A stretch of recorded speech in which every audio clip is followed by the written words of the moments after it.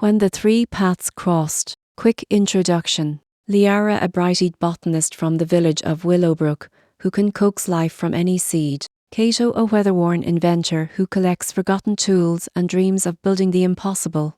Ember, a young dragon whose scales flicker like embers, but whose flame has gone out after a curse struck her during a storm. Chapter 1. The Whispering Woods. Liara had been staring at the map for hours, her fingers tracing the faint lines that led to the heart of the forest. The old oak in her backyard had told her that the forest was alive, that it whispered to those who listened. She was the only one in Willowbrook who had ever taken the map seriously, and now she had decided that the village's annual harvest festival would be the perfect excuse to venture beyond the riverbank. Cato had been at the town square, his workshop a tangle of gears and copper. A sudden rustle of leaves made him look up from the brass compass he was polishing, a rustling that, when he followed it, led him to the edge of the Whispering Woods. He'd heard the stories old men said the forest was a maze, a labyrinth that could swallow the unprepared. But Cato was always ready for a challenge, and he was drawn by the promise of new materials and the possibility of discovering a forgotten invention. Ember, meanwhile, had flown low over the woods, her wings a silent blur. She had not yet regained her fire, but her spirit burned bright in her mind. The curse that had drained her flame left her trembling when she tried to spark.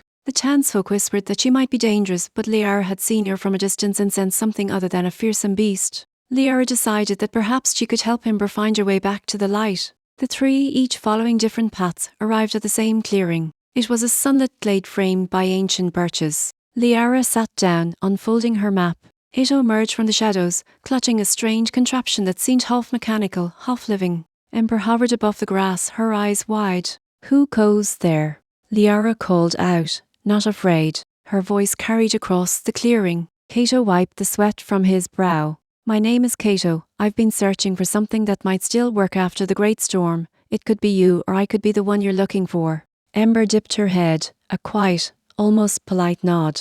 "I am Ember," she said, her voice like a distant wind. "I have not yet found my fire." Liara smiled. "We're all looking for something. I'm looking for the heart of the forest, Cato. Maybe it can help you with your inventions, Ember. Perhaps I can find a way to help you burn again." Cato raised an eyebrow.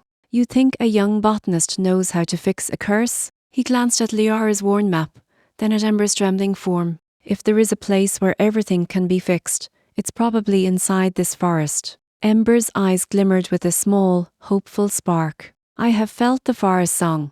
It calls to me." The trio, unlikely as it seemed, decided to form a pact. Together, they would find the heart, and maybe along the way, each would find something else. Chapter 2. The first trial, the River of Mirrors. The map led them to a river whose surface was as still as glass. The legend said that the river's water held reflections of one's true desires. Cato had a trick in his pocket, a small, silver sphere that could refract light in any direction he chose. He tossed it into the river. It glimmered and spun, its surface rippling.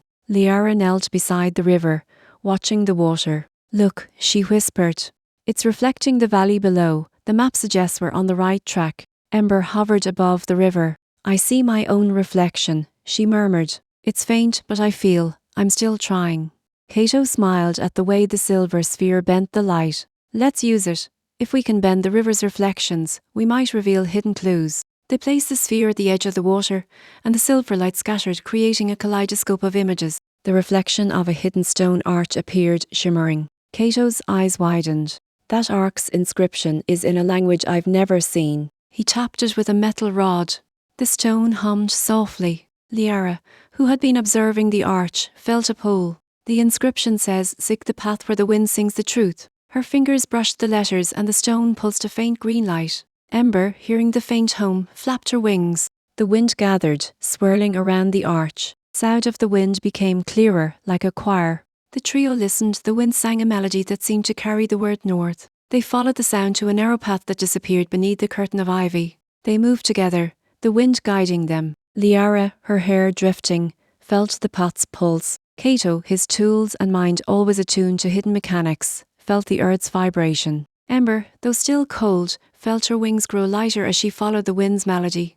They were one, moving as one. Chapter 3. The second trial, a maze of whispering leaves. The path led to a maze constructed entirely of leaves and vines that sway as if alive. The leaves whispered, each leaf a word, each word a fragment of a secret.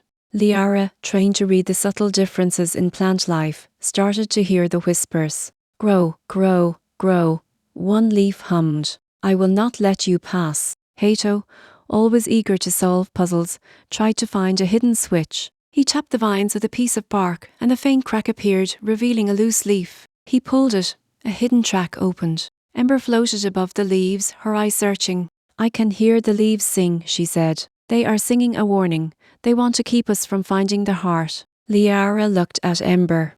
We're meant to be here. She took a deep breath and spoke into the leaves. We need to find the truth. The leaves quivered. The maze rearranged itself, opening a path. The trio advanced, moving as if guided by a single invisible hand. They found a stone pedestal at the maze's centre. On it lay an ancient feather, glimmering with iridescent colours. The feather's tip glowed faintly. Cato reached for the feather. It feels alive, he whispered. I think this might help us in the next trial. He carefully wrapped it in his scarf. When they left the maze, a calm settled over the forest. The leaves still whispered, but now they seemed more like a lullaby. Ember's wings fluttered more easily.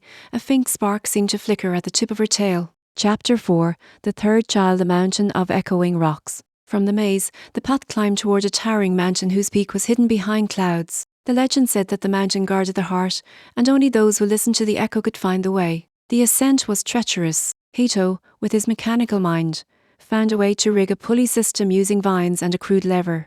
Liara planted herbs along the slope, which released a sweet fragrance that soothed their nerves. Ember flew ahead, using her wings to carve a trail through the wind. At the summit, the air was thin, and the world seemed to pause. The mountain's face was a wall of stone that reverberated with a deep, resonant sound. Liara placed her hand on the stone. She could feel the vibration pulsing through her fingertips. Cato strapped a metal plate to his arm and listened. Ember hovered beside them, her eyes reflecting the mountain's echo. They waited as the echo unfolded. The mountain's voice was like 1,000 bells ringing in a distant city. Its sign of unity, of shared burdens, of the hidden paths that only appeared when one listened closely. In the echo, they heard a phrase that seemed to vibrate with meaning, open the heart that beats within. Cato looked at Liara. What if the heart is inside each of us? He had a sudden idea. We should put our faith in one another. They closed their eyes, each breathing in unison. The mountain's voice seemed to answer. The stone's vibration intensified, and a seam opened at the base of the mountain. A hidden staircase descended into darkness. Chapter 5. The Chamber of the Heart. Inside the cavern, the air smelled of wet earth and ancient stone. Flickering embers illuminated the walls, casting dancing shadows. In the centre of the chamber stood a pedestal, on top of which rested an ore of clear liquid that glowed like captured fire. The ore pulsed, a heartbeat that matched the rhythm of the chamber. Liara reached out. Her fingertips brushed the surface, and a warmth flooded her hand. Cato, clutching his feather, felt the same warmth. Ember's wings tingled, a spark leapt from the orb and landed on her chest, igniting a flame that roared to life. The flame was not merely a fire, it was a tapestry of colours, each hue echoing the trio's presence. Ember's wings spread and the flame grew, dancing around her body. She looked down at Liara and Cato with a new light in her eyes. I can feel it again, she whispered. It was inside me all along. Liara smiled, her eyes moist. It was inside us. The forest has always been a mirror of our hearts. Cato, with his mechanical mind, examined the orb.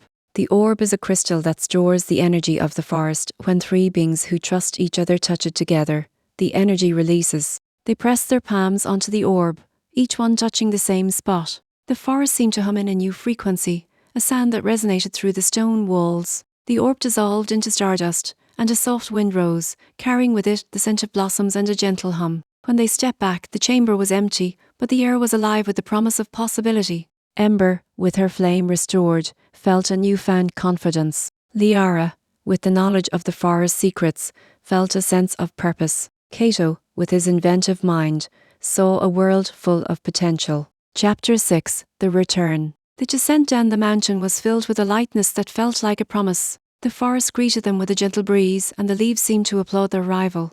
As they made their way back to Willowbrook, they carried with them the knowledge that each path they had taken had been different, yet all had led to the same destination. In the village square, Lara planted a small seed in the soil near the town's fountain. Cato built a small machine from the remnants of his inventions, using the feather he had found to power it.